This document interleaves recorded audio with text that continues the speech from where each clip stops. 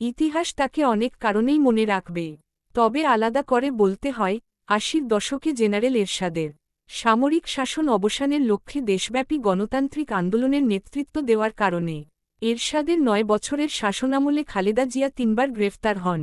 এই আন্দোলনে সফল হয়ে ১৯৯১ সালে খালেদা জিয়া বাংলাদেশের প্রথম নারী প্রধানমন্ত্রী হয়েছিলেন। সেবার তিনি ফেনী -১, বগুড়া -৭, ঢাকা -৫, ঢাকা -৯, চট্টগ্রাম -৮ মোট ৫টি আসনে জিতেছিলেন, যা রেকর্ড। এই ৫ আসন থেকে তার মোট ভোট ছিল ৩,১৬,০৬৩। ১৯৯৬ সালের নির্বাচনেও তিনি ৫টি আসন থেকে জিতেছেন। এভাবে ১৯৯১ থেকে ২০০৮ পর্যন্ত অনুষ্ঠিত ৫টি নির্বাচনের মধ্যে ৪টি নির্বাচনে খালেদা জিয়া সর্বোচ্চ ১৮টি আসনে প্রতিদ্বন্দ্বিতা করে প্রায় ২০ লাখ ভোট পেয়েছেন। দীর্ঘ সংগ্রামী জীবনে তার প্রাপ্তি অনেক।